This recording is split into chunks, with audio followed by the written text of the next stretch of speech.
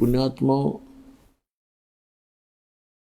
आध्यात्मिक ज्ञानहीनता के कारण हम अपने मानव शरीर को, इस मानव जीवन को संसारिक कार्यों में ही नष्ट कर जाते हैं, जबकि इस मानव शरीर का एक विशेष कार्य परमात्मा ने बताया आकर के कि मनुष्य जीवन केवल परमात्मा की भक्ति के लिए प्राप्त हुआ है। यदि आप जी परमात्मा की भक्ति करते रहोगे तो आपके सांसारिक कार्य भी उस गॉड पावर से,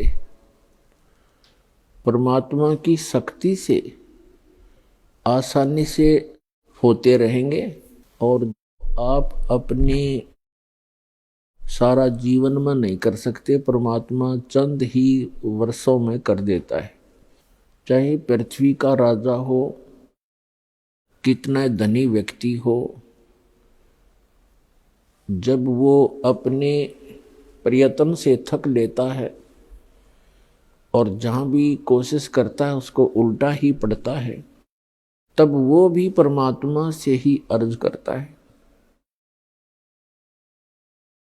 तो इसलिए परमात्मा कहते हैं यदि आप जी पहले ही मेरे से संबंधित हो जाओगे, मेरी पावर का कनेक्शन आपको मिल जाएगा, तो आपको फिर सदा वो सुख मिलता ही रहेगा जो परमात्मा देता है। जब हम दुखी होते हैं परमात्मा की खोज करते हैं।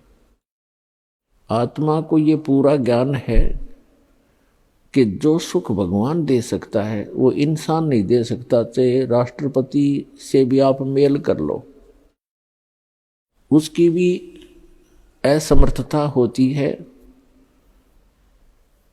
लेकिन परमात्मा की डिक्शनरी में, परमात्मा के शब्दकोश में असंभव शब्द नहीं है। इसलिए उस परमेश्वर ने आके स्वयं ही यथार्थ ज्ञान बताया है, क्योंकि जब तक भगवान आकर स्वयं ज्ञान नहीं देते तब तक इस काल भगवान के द्वारा भ्रमित संत, साधु, फकीर, ब्राह्मण, मुल्ला काजी, ये जो भी जिस धर्म का प्रवक्ता है, वो काल प्रेरणा से और अज्ञानता के कारण वो इस काल भगवान की ही महिमा बताता है, जो ना सुख दे सकता है, केवल दुख ही दे सकता है। यदि कोई व्यक्ति आम की महिमा बताकर और बबूल का बीज दे देता है कीकर का, वो गुण तो गा रहा है आम के कि शीतल छाया होती है, कांटे रहित होता है, मीठे फल लगते हैं। आम के गुणों में तो ऐसा ही लिखा है, लेकिन बीज बबूल का बो देने से, बीज देने से वो उसको कांटे ही प्राप्त होते हैं, आम नहीं प्राप्त हो सकते। ठीक इसी प्रकार जितने भी परमात्मा से अपरिचित ऋषि, महर्षि, ब्राह्मण, गुरु, मुल्ला, काजी, पीर हुए हैं, वो चले तो थे आम की खोज में, लेकिन काल प्रेरणा से प्रेरित ये अन्य ऋषि, महर्षि मिल जाने से उन्होंने बबूल बोली, किक्कर बीज ली आम के धोखे में। तो पुण्यात्मा वो किक्कर इतनी बीज दी कि इस दास के लिए उन सब को साफ करना कठिन हो रहा है। अब हमें उस आम की महिमा का पता चला। अन्य संतों ने जो जानकारी दी, उनका इतिहास, उनका अनुभव, उनके प्रवचन सुने और पढ़े, तो पता चला कि वो गुण तो गाते आम का और बीज बो रखा है बबूल का, तो उनके अनुयायियों को सुख हो ही नहीं सकता। वो पूर्ण परमात्मा की महिमा, सत्य पुरुष, अमर पुरुष, अकाल मूर्त की महिमा सुनाते हैं। लेकिन मंत्र सारे जो मंत्र हैं, नाम है, वो बीज है, वो बबूल का दे रखा, वो काल की साधनाएं कर रहे हैं। तो बबूल बो के आम की इच्छा रखना भी मूर्खता है। आम का बीज बो के और फिर उससे हम आस्था बनाएं कि इसके आम लगेंगे, तो लगेंगे ही लगेंगे। तो यथार्थ भक्ति जो है, सत्य भक्ति, सत्य ज्ञान, वो तो है आम का पेड़। और गलत ज्ञान, गलत साधना, गलत मंत्र, वो है बबूल का बीज। तो दास ने विश्व के सभी ग्रंथों को जाना, समझा और विश्व के सभी वर्तमान के धर्मगुरु प्रवक्ताओं के इतिहास पढ़े, उनका अनुभव देखा। उन्होंने सारा का सारा ज्ञान सदग्रंथों के विपरीत सुना रखे, और जिसका भयंकर परिणाम उनके अनुयायियों को भोगना पड़ रहा है। कोई सुखी नहीं। परमात्मा के लिए निकले थे, जहां से चले थे वहीं खड़े हैं। उल्टे दुख और शुरू हो गए उनको। तो पुण्यात्माओं, जब आपको यथार्थ ज्ञान होगा तब आपको पता चलेगा कि सचमुच अभी तक तो हम अपना व्यर्थ जीवन कर रहे थे। तो परमात्मा आकर हमें ज्ञान सुनाते हैं कि इस मनुष्य जीवन का जो मूल उद्देश्य है परमात्मा प्राप्ति, अच्छे काम करना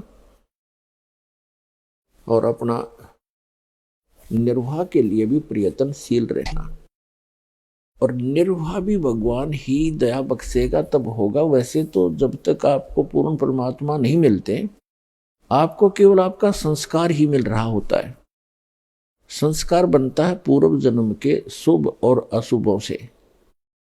जिनके अशुभ अधिक हैं उनको दुख घने हैं, जिनके शुभ ज्यादा हैं इस किस्मत में तो उनको सुख मिल रहा है। और जिनके संस्कार में, जिनके प्रारब्ध के अंदर, किस्मत के अंदर सुख है, वो चाहे कोई साधना कर रहे हैं या ना कर रहे हैं और कितने पाप कर रहे हैं,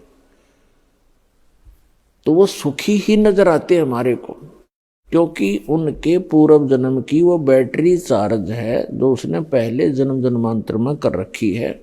अर्थात शुभ कर्म संचित कर रखे हैं, संग्रह कर रखे, और वो उसके काम कर रहे हैं। अब चाहे वो भक्ति करे या ना करे, उसको वो तो मिलेगा ही मिलेगा। और जिस दिन वो पुण्य समाप्त हो जाएंगे, उसकी वह बैटरी डिस्चार्ज हो जाएगी, क्योंकि आगे चार्जर ठीक नहीं। भविष्य की जो भक्ति है वो शास्त्र अनुकूल नहीं है,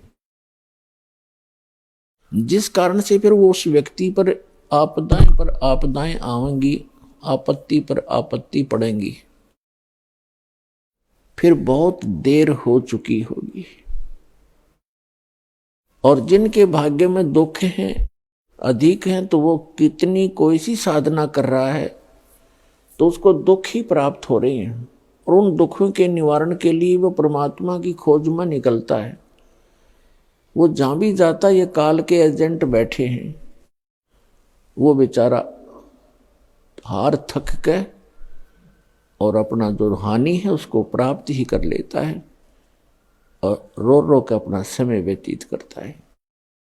तो पुण्यात्माओं, पूरे विश्व में एक ही भगवान है, सबका मालिक वही है, पापों का नाशक वही है, सुखदायी परमात्मा वही है, मोक्षदायक वही है। उसकी भक्ति हमारे तक पहुंची नहीं, और जब वो भक्ति उसकी मिलेगी तो दुख नहीं रहेंगे, वो सुख का सागर है। तो वो भक्ति इस दास के पास है, परमात्मा ने मेहर करी है इस दास के ऊपर।